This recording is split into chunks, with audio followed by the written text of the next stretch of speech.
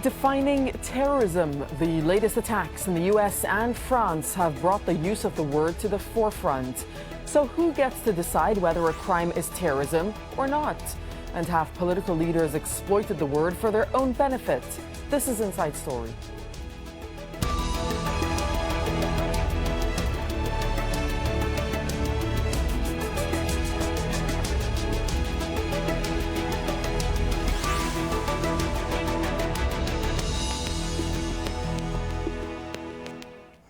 Hello and welcome to the program. I'm Darine Abougaida. Terrorism. It's a word many of us hear almost every day, a politicized word that means different things to different people, demonstrated in the somewhat cliched phrase, one man's terrorist is another man's freedom fighter. But despite various attempts, there is no internationally accepted definition of the word terrorism. And who gets to call a terrorist is often a matter of prejudice, semantics, and speculation. Well, much of the media were quick to label Omar Mateen's massacre of 49 people in Orlando a terrorist act. We were told that he had pledged allegiance to ISIL shortly before the attack, and he'd been investigated by the FBI. But the more we find out, the more murky the picture gets. Mateen had been a regular visitor to the Pulse gay club. He may have used gay dating apps as well. And his ex-wife alleges a history of mental illness and domestic violence. Well, President Barack Obama says the Orlando shootings are both a hate crime and terrorism. Meanwhile, in France, President François Hollande said the stabbing of two police officials was an act of terror. Now, compare that with the case of Dylan Roof, for example. He's the young white man. He was accused of killing 9 black churchgoers in Charleston, South Carolina, last June. Well, Roof told investigators he wanted to incite a race war. But neither the media nor officials described the Charleston killings as terrorism. 33 federal charges have been brought against Roof. Hate crimes are among them. Terrorism is not. Well, so who gets to define terrorism? And does it matter who gets called a terrorist and who doesn't? Let's bring in our guests. Joining us from Nottingham is Andrew Mumford. He's the Associate Professor in Politics and International Relations at the University of Nottingham. And joining us from Washington, D.C. is Qasim Rashid. He's a visiting fellow at Harvard University's Prince Al-Walid bin Talal School of Islamic Studies. Welcome to Inside Story. Andrew Mumford, is it that there is no definition of terrorism, as is often said, or that we have too many definitions of terrorism, and that is why there's such a contentious debate over this issue and this word? I think it's precisely because we have so many definitions of terrorism that they almost cancel each other out, leaving us essentially with none. Terrorism is an essentially contested concept. As you said in your introduction, it's incredibly politicized as a term. It means different things to different people, to different governments in different regions.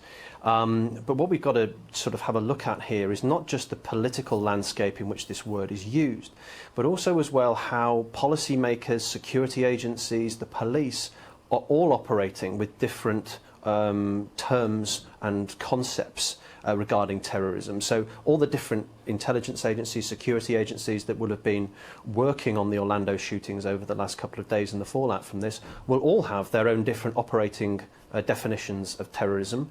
The FBI will have a different one to the CIA, and all this means that we are dealing with a situation whereby that very word terrorism, whether we indeed call Omar Mateen a terrorist, is actually making as much news as the shootings themselves, because it makes for political currency, it makes for a politicized debate, because there is this legal contention over whether we should be prosecuting these sorts of crimes under the banner of terrorism. So are you saying, or can you say, that deciding to label an act as terrorism is more of a political decision rather than analytical decision, or is that not the case?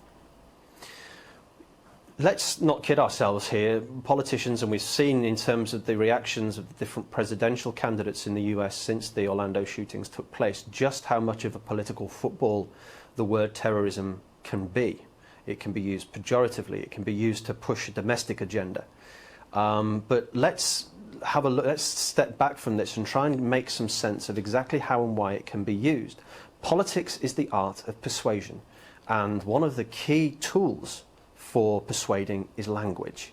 So by trying to use terrorism in ways that can be politically persuasive is very important. It's at the heart of how and why language is so important to these issues.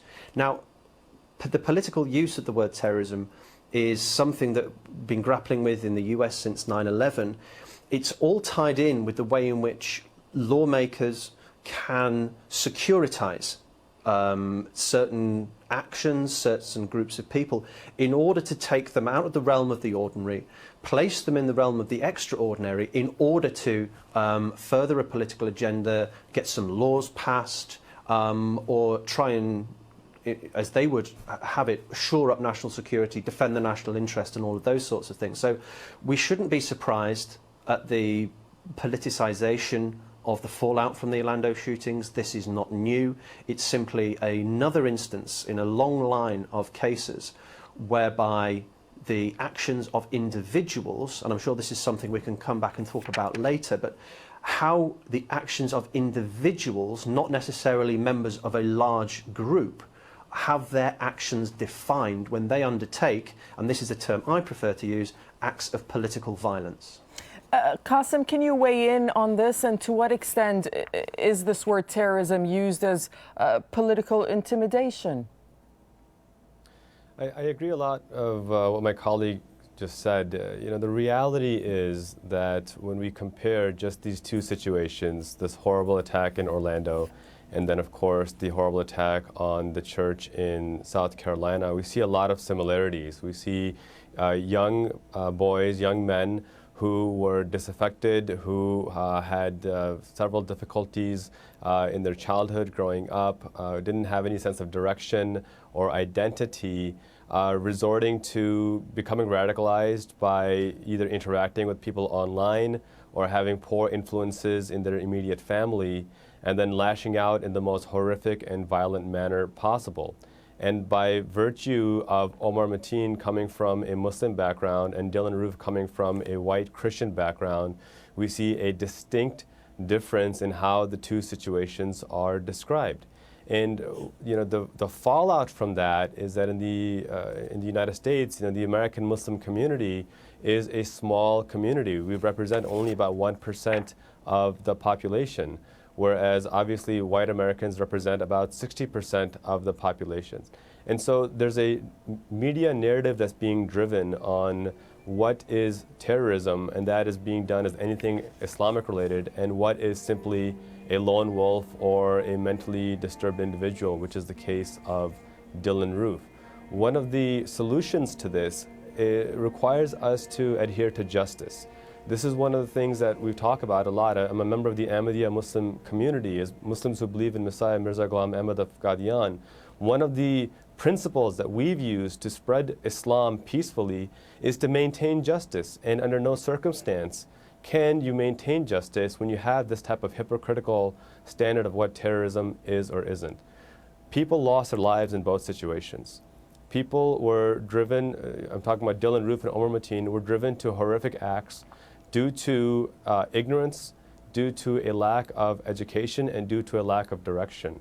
Rather than trying to win political points by seeking to increase surveillance or seeking to demonize American Muslims more, the solution here is to instead focus on education, focus on engagement, and recognize that radicalization and terrorism is not a religious issue. This is a human issue, and until we can stand united and connected on these issues, we're not going to be able to stop the ongoing violence we're seeing. But how do you stop that? Because it sounds very much like the argument is you apply the word terrorism depending on who the person is and what their purpose is and what their background is. So it's quite difficult to change that narrative, and especially over in the United States. Well, leadership matters, and this is why I commend President Obama for refusing to conflate Islam with terrorism.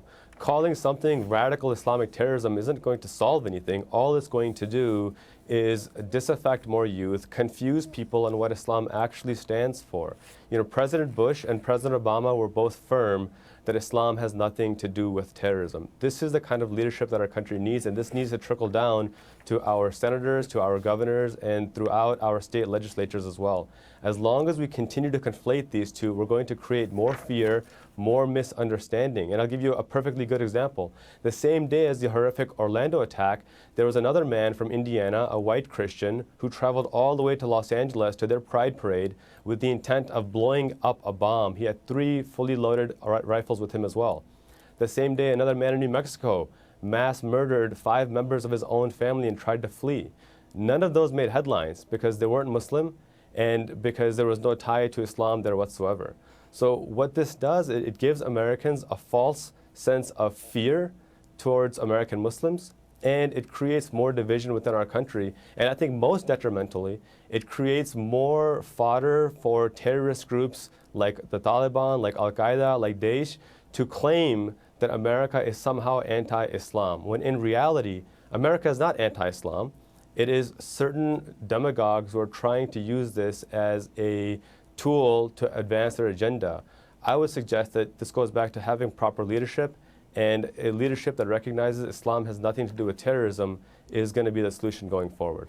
Andrew Mumford, Qasim was just talking about how he commends President Barack Obama for not labeling the Orlando act as terrorism right away. But when you look at what happened in France and the stabbing of 2 police officers, a police officer and his partner, rather, in a Paris suburb, and François Hollande came out and said this is unquestionably a terrorist act. Do you agree with what Hollande had to say? I think that if you compare the 2 responses, President Hollande was certainly less cautious than President Obama in waiting for the full details of the attack to emerge. And President Hollande is operating in a different political context. We can't ignore domestic politics here. This goes as much for the Obama, Trump and Hillary Clinton spat over the Orlando response as much as it does for Hollande with one eye on the looming French presidential elections. Hollande needs to be seen to be strong on national security issues, and Hollande has essentially staked his presidency in the post-Paris attack environment on his ability to crack down and be strong on terrorism, to be seen as the sort of the father of the nation, to be protector of the nation, and to be able to bring the full force of the French national security agencies down on any residual cells that may have been stayed within France after the Paris attacks and the Brussels attacks. So Hollande and Obama take very different political approaches. And I also think that Obama was very wise to just wait and let the actual information, the details on Mateen himself, his connections with anyone outside of the US, any potential connections with Islamic State, to actually filter through. Because if you look at the details, if you look at the analysis of the 911 call that he makes some very spurious connections. He's pledging loyalty left, right and centre to every jihadist group he can possibly think of in order to try and paint himself as a hero of the struggle. He's talking about Al-Nusra Front. He's talking about ISIS. These are groups that don't like each other, have bitter rivalries themselves. So I think Obama was right just to hold back, and more details are still emerging today. So I think that was the right approach. But President Hollande, operating in a different environment, I think had more to gain from being more strident. All right, I'll bring in my 3rd guest now, who's joining us from London, and that's Rashad Ali. He's a counter-terrorism analyst. Thanks for joining us on Inside Story. Let me ask you this. To what extent, in your opinion, is the public willing to accept sort of any government narrative to fight what are considered terror groups like ISIL because of the fear of terrorism that it's just been so played up and manipulated by certain governments? I think there's a number of different things here. I think in terms of narrative-wise, it's very difficult to look at counter-narrative or how to address counter-narrative if on the one hand people perceive government policy being responsible for creating the alternative narrative. What I mean by that is if we're talking about a situation in Syria and Iraq with ISIS and countering ISIS messaging, one of the strong themes of ISIS's message is that there is a conspiracy against Islam, specifically against Sunni Muslims, and that they are persecuted. And when we look at the politics in the region, we look at the fact that several 100,000 people have been killed, 500,000 people, by the Assad regime, supported by the Iranian regime. And the fact that the Russians are now bombing hospitals as we speak. There's 3 in the month of Ramadan. And the continuous, on the one hand, it's anti kind of Sunni sectarianism message, whilst playing into the hands of the Iranian regime and the Shia militia, really, which have been slaughtering people much in the same way of ISIS have. And the US providing air cover for such attacks in Fallujah, where there was probably 600 to 1,000 individuals that have been targeted in a city or a village of 50,000 people. It's very difficult to counter that by saying we're not really all uniting against Sunni Muslims, when it would appear to be the case that we are siding with some of the most horrific atrocities and protagonists of those atrocities, whether it's the Russians, the Iranians, and quite literally the US has been providing air cover for the Shia militia in Fallujah. Now, that makes it very difficult to provide a counter-narrative if actually the facts on the ground support some of the narrative. Having said that, that doesn't mean that we need to just ignore the extremist ideological aspect of this. It is true that there's politics that has created much of the narrative and much of the support for extremism, almost predisposed certain people towards inclining towards accepting extremist messaging.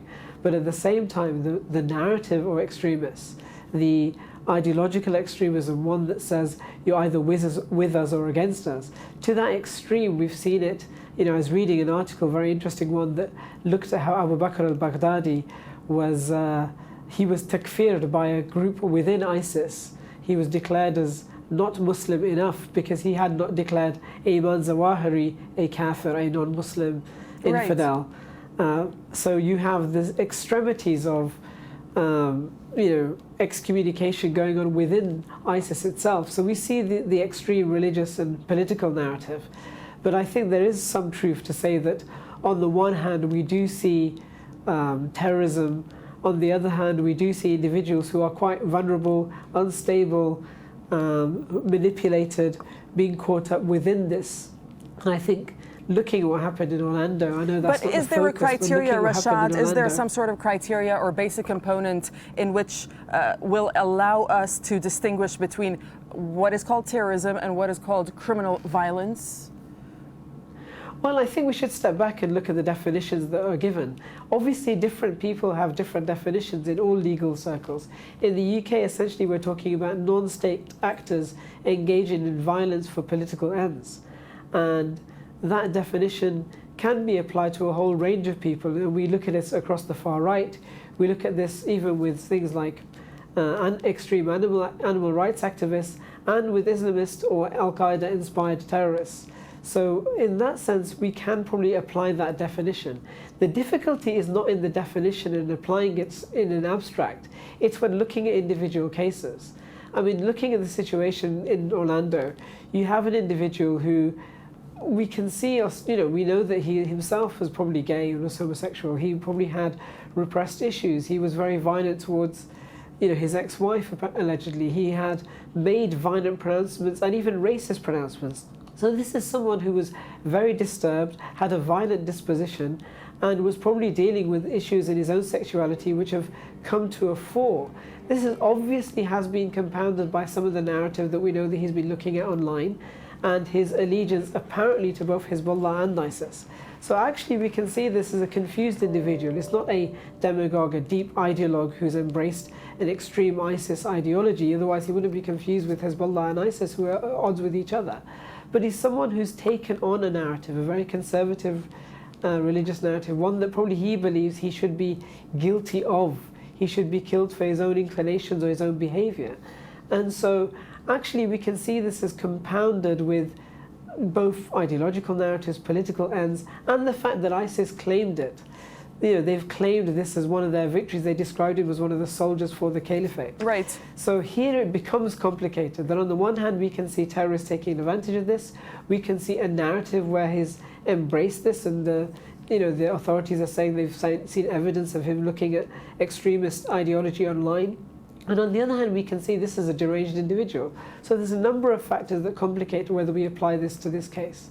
I think the French situation is much more explicit and clear. Let me just bring in Qasim for a second, because a moment ago, Rashad was bringing up the point about state-sponsored terrorism. So what do you make of the fact that some terrorism can be carried out by states? Is there a definition for that?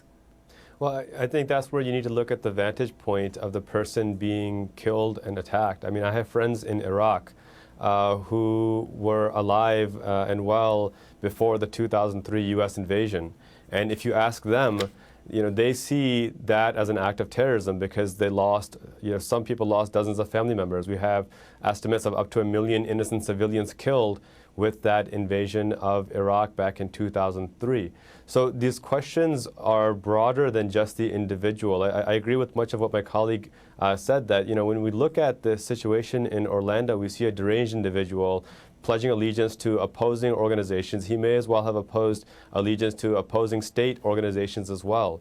That, to me, doesn't define some kind of coordinated terrorist attack, but I still have difficulty looking at that and saying that he did not terrorize people. I mean, he most certainly did. You ask anybody in that club that night, they'll tell you that they were terrorized. I think what state actors need to do is to hold themselves to a much higher moral, ethical, and legal standard.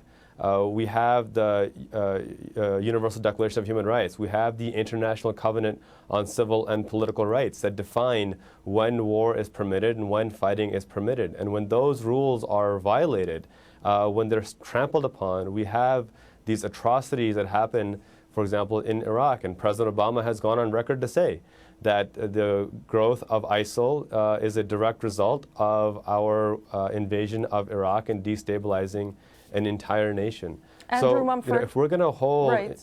individuals to a certain standard, we need to lead by example as states, as presidents, as prime ministers, and make sure that we are holding the standard to ourselves too. Andrew Mumford, would you like to weigh in on that? Yeah, just to sort of add that what unites a lot of what we've just been saying is that essentially, regardless of the detailed debates about what is or isn't terrorism, I think we can all agree that terrorism is at base coercion through fear. And that element of fear is something that is perhaps one of the most potent tools that non-state actors have. And it's also something that states and state leaders can try and mitigate against. But one of the things that I think the whole Orlando thing demonstrates is this issue of the ownership of these acts themselves. Because what ISIS represents in terms of how it organises itself is something that law enforcement officers, intelligence agencies and governments now are having to deal with, whereby individuals like we saw in Orlando, like Omar Mateen, could undertake and claim almost at the last minute that this is an act undertaken on behalf of Islamic State. The Islamic State then sort of mull this over and then decide whether they want ownership of this attack or not. So what we're seeing here, we've got to place this in the context of an evolution in the way in which terrorist organisations go about undertaking attacks. Because if you look even, sort of 10, 15 years ago with Al-Qaeda, this was a very hierarchical organisation. This was a vertical organisation where you had a central leadership taking decisions about who would be attacked and where, and then that order being passed down the chain of command to be undertaken. With ISIS now, we are seeing a more of an autonomous, cell-based, almost a leaderless jihad, whereby individuals like the Sarnef brothers or like Mateen can undertake attacks based upon their own individual circumstances, their own individual prejudices that they've been able to foster, and then they can claim that IS is inspiring them, and IS can decide whether or not they want to own that act or not. Thank you very much for joining us, Rashad Ali and Qasim Rashid. Thank you for joining us on Inside Story, and thank you for watching. You can see this program again anytime by visiting our website, aljazeera.com. And for further discussion, you can go to our Facebook page. That's facebook.com/AJ Inside Story. You can also join the conversation on Twitter. Our handle is @AJ Inside Story. From myself and the whole team here in Doha, thanks very much for watching, and goodbye for now.